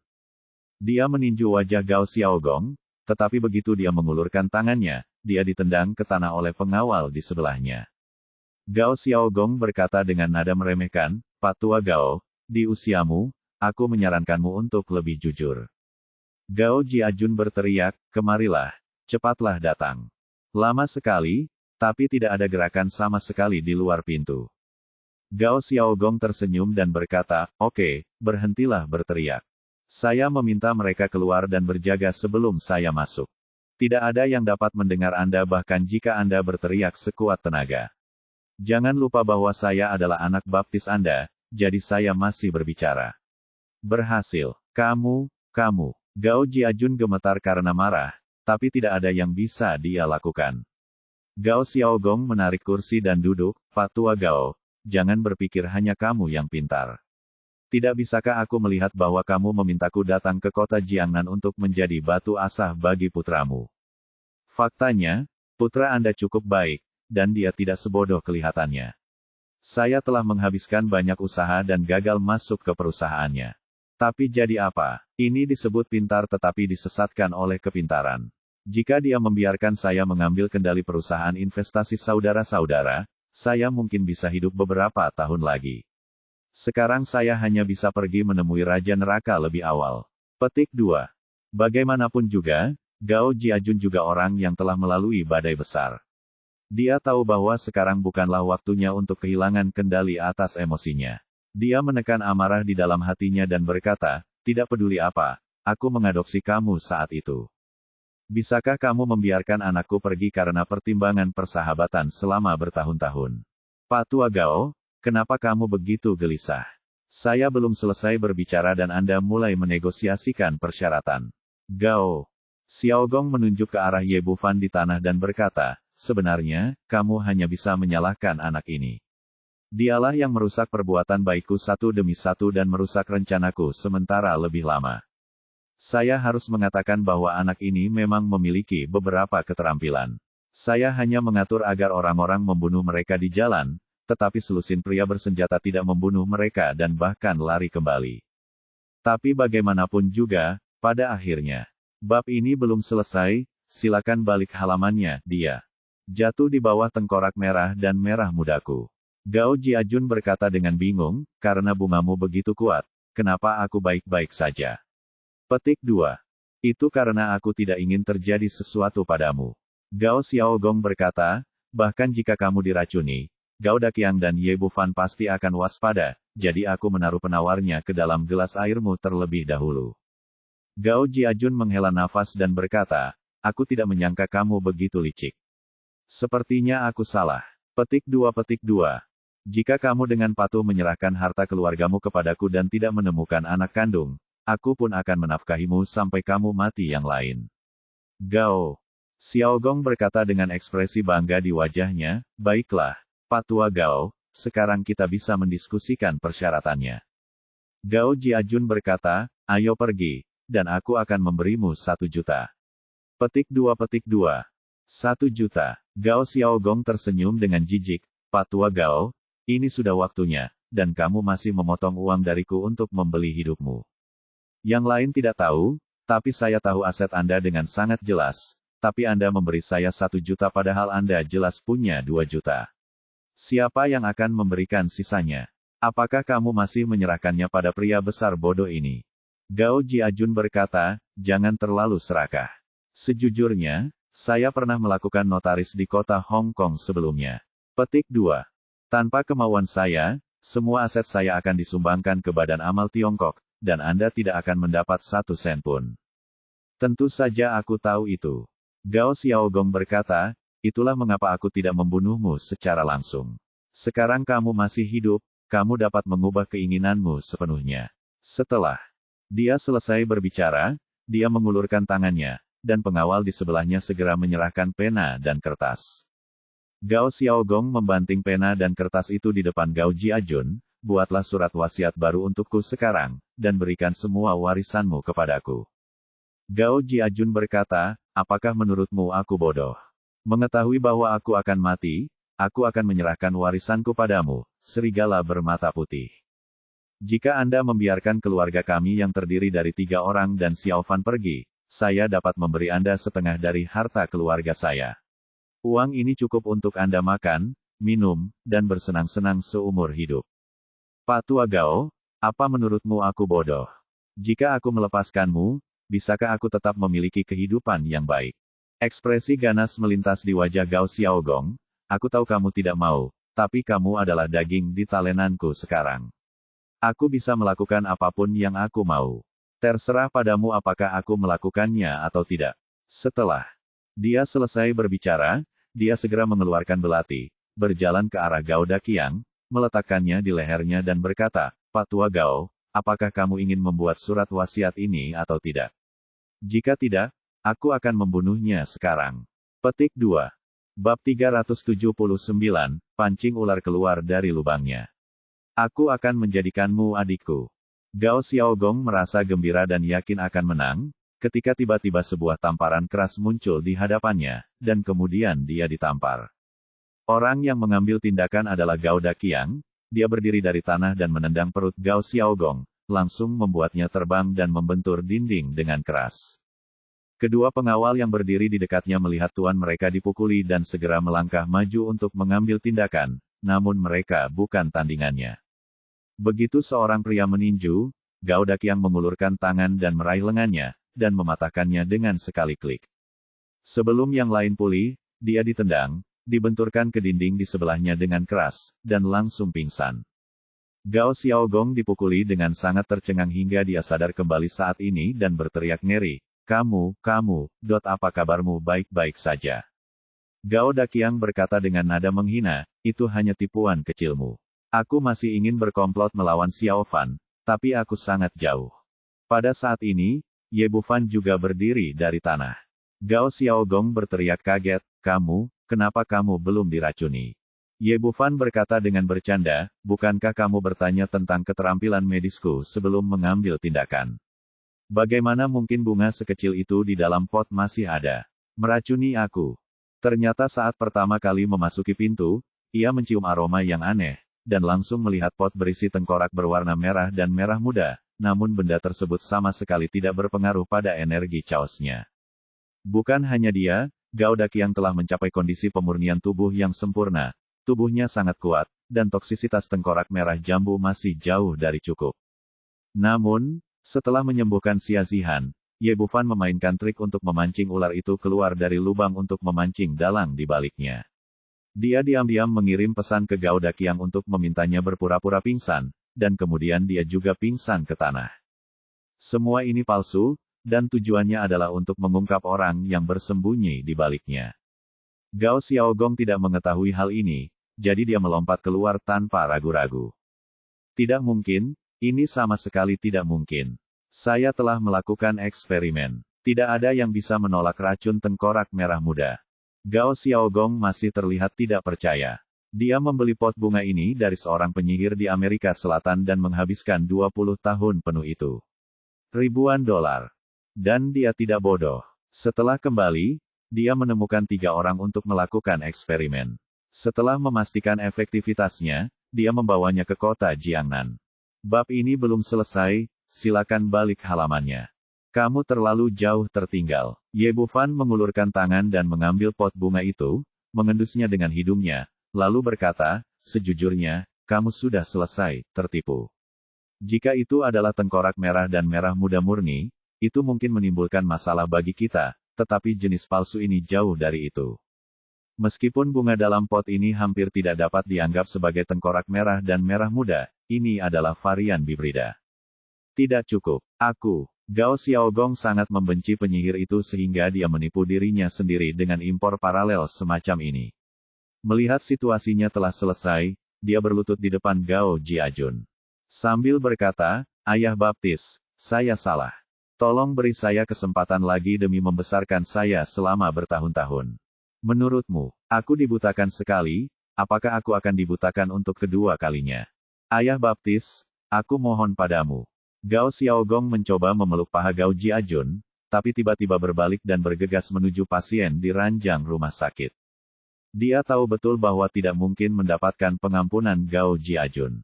Hanya dengan menyandera wanita ini dia bisa memiliki harapan untuk bertahan hidup, dan dia bahkan bisa memeras sejumlah besar uang. Dia baru saja melompat setengah jalan ketika dia mendengar suara ledakan dan bangkit kembali dengan pusing seolah-olah dia menabrak dinding besi. Itu Gao Daqiang. Dia sudah lama mengawasi orang ini. Bagaimana dia bisa memberinya kesempatan untuk menculik ibunya? Kamu bajingan, aku baru saja berkata, jika kamu memberitahuku siapa yang meracuni ibuku, aku harus menendang bolanya. Sebelum Gao Xiaogong sempat bereaksi, Gao Daqiang menendang, dan kakinya yang besar menghantam keras tendang dia di bagian bawah perut. Ah! Gao Xiaogong sepertinya mendengar suara telurnya pecah, diikuti dengan teriakan seperti babi yang disembelih. Ye Bufan menghampirinya sambil memegang tengkorak berwarna merah dan merah muda dan berkata, "Aroma palsu yang kamu beli ini sedikit berbeda, tapi jika kamu menelannya, efeknya masih bagus." Dan menarik semuanya. Pot bunga ditanam di mulut. Gao Xiaogong tampak putus asa, dia ingin berjuang mati-matian, tapi sayangnya, di bawah tekanan kultivasi Ye Bufan yang kuat, dia bahkan tidak bisa menggerakkan satu jari pun. Setelah beberapa saat, wajahnya menjadi hitam, mulutnya berbusa, dan akhirnya mati di bawah rumput beracun yang dibelinya. Ini bisa dianggap menuai konsekuensinya. Keesokan harinya, bab ini belum selesai, silakan balik halamannya. Grup Kunpeng Kota Hong Kong mengumumkan bahwa Wakil Presiden Gao Xiaogong meninggal mendadak karena infark miokard, dan jabatan sebelumnya digantikan oleh Gao Daqiang. Setelah menangani masalah Jiangnan, Gao Jiajun kembali ke kota pelabuhan bersama Xia Zihan. Bagaimanapun, kemampuan Gao Daqiang saat ini tidak mampu mengendalikan konglomerat besar seperti Kunpeng Group yang bernilai ratusan miliar. Dia harus memimpin secara pribadi, dan Gao Daqiang, wakil presiden, memiliki tanggung jawab penuh atas semua urusan di Jiangnan. Ye Bufan kembali ke Xinglinyuan dan terus mendiagnosis pasien.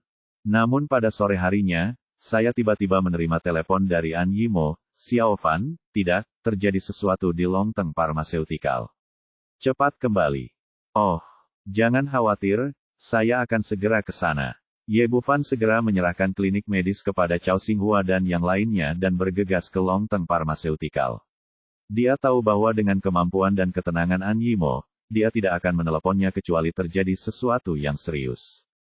Setelah tiba di perusahaan, An Yimo dan lebih dari selusin staf manajemen sudah menunggu di ruang konferensi, terlihat sangat dingin dan penuh kasih sayang. Ye Bufan bertanya, "Apa yang terjadi?" Seorang Yimo berkata, "Seperti ini. Produk yang diproduksi oleh Longteng Pharmaceutical kami semuanya dikeluarkan dari rak semua jaringan apotek di Provinsi Jiangnan hari ini. Apakah ada masalah dengan kualitas obat kami?" Seorang Yimo berkata, "Produksi obat kami dikontrol dengan ketat, dan tidak ada masalah dengan kualitasnya. Alasan penurunan ini sepenuhnya karena harga." Ye Bufan berkata, "Karena harganya. Bagaimana ini bisa terjadi? Mungkin. Jika Anda tidak puas dengan harganya, Anda tidak perlu menunggu sampai sekarang, dan tidak mungkin semua jaringan apotek di Provinsi Jiangnan tidak puas dengan harga kami, kan?" "Itu dia," kata Direktur Ye. Seorang pemuda berusia 30-an, namanya Li Qiang, dan dia adalah direktur penjualan sebuah perusahaan farmasi. "Saya punya teman di apotek. Dia diam-diam memberitahu saya bahwa seseorang membocorkan semua harga terendah obat Longteng Pharmaceuticals kami dan memberikan salinannya ke setiap jaringan apotek. Secara umum, harga terendah obat kami dirahasiakan. Setelah itu bocor, pihak apotek langsung merasa bagian yang kami terima terlalu banyak, sehingga mereka mengeluarkan produk kami dari rak." "Ye." Bufan berkata dengan wajah cemberut, "Mengapa ini terjadi pada kami?" Bab 380, Kompetisi Bunuh Diri. Itu bukan pengkhianat, itu tidak ada hubungannya dengan orang-orang kami. Seorang Yimo berkata, setelah produk kami dikeluarkan dari rak-rak apotek besar, ruang pasar yang kosong segera disita oleh Kaifeng Pharmaceutical di Jiangbei. Mereka pertama kali mengambil alih kami membocorkan harga terendah ke jaringan apotek, dan kemudian merebut pasar kami dengan harga rendah. Ini benar-benar konspirasi yang telah direncanakan sejak lama. Ye Bufan bertanya dengan heran, tetapi bagaimana Kaifeng Pharmaceutical mengetahui harga terendah obat kami? Sederhana saja, Luo Feng dan Sao Dongliang. Seorang Yimo berkata, setelah kedua orang ini dipecat dari tempat kami, mereka segera pergi ke Kaifeng Pharmaceutical di Jiangbei. Penelitian dan pengembangan, kami sangat jelas tentang harga dasar kami. Dan sekarang tampaknya, Sao Dongliang telah menyerahkan semua informasi penelitian dan pengembangan kami kepada Kaifeng Pharmaceutical. Mereka ingin menempatkan farmasi Longteng kami sampai mati. Petik 2. Orang-orang seperti Luo Feng dan Sao Dongliang pasti memiliki pantat yang kotor, dan mereka seharusnya berada di penjara sekarang. Seorang Yimo berkata, kami menelepon polisi, dan pejabat tersebut juga mengatur agar para profesional melakukan pemeriksaan, tetapi entah bagaimana bukti yang relevan menghilang dalam semalam, dan kemudian masalah tersebut ditutup. Membantu mereka, atau apakah mereka meremehkan kedua orang ini? Seorang Yimo berkata, tidak jelas apa yang terjadi sekarang. Mungkin ini sebabnya mereka bergabung dengan Jiangbei Kaifeng Pharmaceutical. Kondisi. Mereka mengkhianati kami, Longteng Pharmaceutical, dengan imbalan bantuan Kaifeng Pharmaceutical. Petik 2. Ye Bufan bertanya, apa yang terjadi dengan Kaifeng Pharmaceutical? Manajer penjualan berkata, rekan kerja adalah musuh. Kaifeng Pharmaceutical dan Longteng Pharmaceutical kami pada awalnya adalah pesaing, dan banyak produk yang mereka hasilkan sangat mirip selama bertahun-tahun. Kekuatan kedua pihak tidak jauh berbeda, dan pasar yang mereka tempati juga tidak jauh berbeda. Kekuatan mereka selalu setara. Mencoba mengalahkan kami dan membunuh kami. Apakah kamu ingin mengalahkan kami? Senyuman muncul di bibir Ye Bufan, katakan padaku, ayo kita lakukan. Berapa harga dasar penjualan di apotek? Buat. Petik 2. Seorang Yimo berkata, biasanya, penjualan obat kami adalah 10 yuan, di mana 10% adalah biaya produksi obat tersebut. Biaya operasional keseluruhan perusahaan. Berarti kami harus menjual seharga 3 yuan untuk memastikan tidak ada kerugian. Yuan adalah keuntungan. 1 yuan dialokasikan ke jaringan toko obat sebagai bagi hasil, dan 6 yuan sisanya adalah bagi hasil. Keuntungan dari farmasi Longteng. Kami selalu menjaga harga terendah sebagai rahasia dagang, dan apotek rantai adalah tidak terlalu jelas tentang hal itu. Sekarang setelah harga terbawah terungkap, pihak lain langsung merasa bahwa mereka menghasilkan terlalu sedikit dan kami menghasilkan terlalu banyak.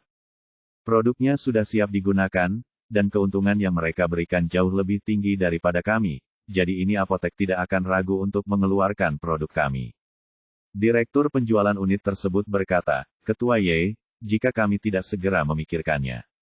Jika Anda, dan tidak seperti yang lain, obat-obatan memiliki umur simpan yang ketat. Kami tidak mampu menanggung kerugian jika memakan waktu terlalu lama. Petik 2. Saya tidak bisa mengatakan ada keuntungannya. Setelah bertahun-tahun memproduksi obat, saluran pasokan bahan bakunya tidak jauh berbeda. Pembicaranya adalah seorang wanita parubaya berusia 40-an yang merupakan direktur departemen produksi. Karena biayanya sama, maka mudah untuk ditangani. Ye Bufan bertanya lagi, bagaimana Anda menentukan harga Kaifeng Pharmaceutical? Harga yang mereka berikan hanya setengah dari harga kami, yang telah mengurangi keuntungan sangat rendah. Petik 2. Direktur penjualan berkata, ini adalah metode konvensional untuk menekan lawan. Pertama turunkan harga, lalu kalahkan lawan sepenuhnya, lalu naikkan harga untuk mendapatkan lebih banyak keuntungan. Sekarang mudah, ayo pergi, kembali. Bicaralah dengan jaringan perusahaan farmasi itu dan jual langsung dengan harga murah tanpa keuntungan. Semua orang terkejut ketika Ye Bufan mengatakan ini. Seorang Yimo berkata dengan ekspresi heran, Xiao Fan, apakah kamu yakin dengan konsekuensinya? Serius. Jika kita hanya menjual obat-obatan yang diproduksi seharga $1 seharga $3, tidak akan ada keuntungan sama sekali. Yang saya bicarakan adalah biaya produksi. Obat-obatan yang diproduksi seharga $1 akan dijual seharga $1 tanpa menambahkan asen. Kata Ye Bufan dengan sikap acuh tak acuh. Ini. Semua orang yang hadir tercengang. Jika mereka melakukan ini, itu bukan kompetisi bisnis, tapi bunuh diri. Seorang Yimo berkata dengan cepat, Xiao Fan, ini jelas tidak mungkin. Awalnya, biaya keseluruhan kami hampir sama dengan Kaifeng Pharmaceutical, tetapi Anda baru-baru ini meningkatkan gaji karyawan secara signifikan, dan biaya keseluruhan lebih tinggi daripada Kaifeng Pharmaceutical. Jika kami terus bersaing dengan pihak lain dengan cara bunuh diri ini, saya khawatir kami akan kalah sebelum kami dapat mengalahkan pihak lain. Pada akhirnya, harganya akan terlalu rendah nanti. Sekalipun pasar tidak menerimanya, tidak ada cara untuk terus mendapat untung. Yang lain sangat gugup, dan mereka semua berpikiran sama. Mereka baru saja menerima gaji yang tinggi selama sebulan. Jika mereka menerima hal ini bukan saja tidak menjamin gaji mereka, namun mereka juga bisa kehilangan gajinya. Entah apa yang dipikirkan bos kecil ini. Sepertinya dia benar-benar generasi kedua kaya yang sama sekali tidak mengerti manajemen bisnis. Ye Bufan masih berkata dengan tenang, bukan itu yang kamu pikirkan. Setelah harga obat diturunkan, saya tidak berpikir untuk menyesuaikannya kembali. Saya akan terus menjualnya seperti ini mulai sekarang.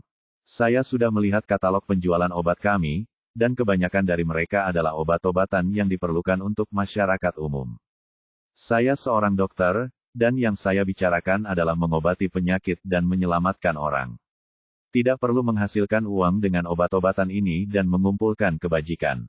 Ini, mendengar apa yang dia katakan, An Yimo tiba-tiba menjadi cemas. Xiao Fan, kamu. Jangan impulsif, oke. Meskipun kamu seorang dokter, kami sekarang adalah perusahaan farmasi dan pengusaha. Kita harus mendapat jaminan keuntungan untuk beroperasi. Jika Anda melakukan ini, kami akan hancur total dalam beberapa hari. Petik 2. Yang lainnya, semua orang memandang Ye Bufan dengan gugup, khawatir bos kecil itu tidak akan mendengarkan saran dan bersikeras melakukannya ini.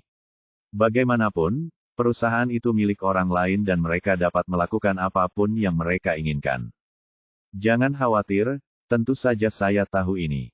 Sebagai sebuah bisnis, kita harus menghasilkan uang, tetapi tidak perlu menghasilkan uang dari obat-obatan ini.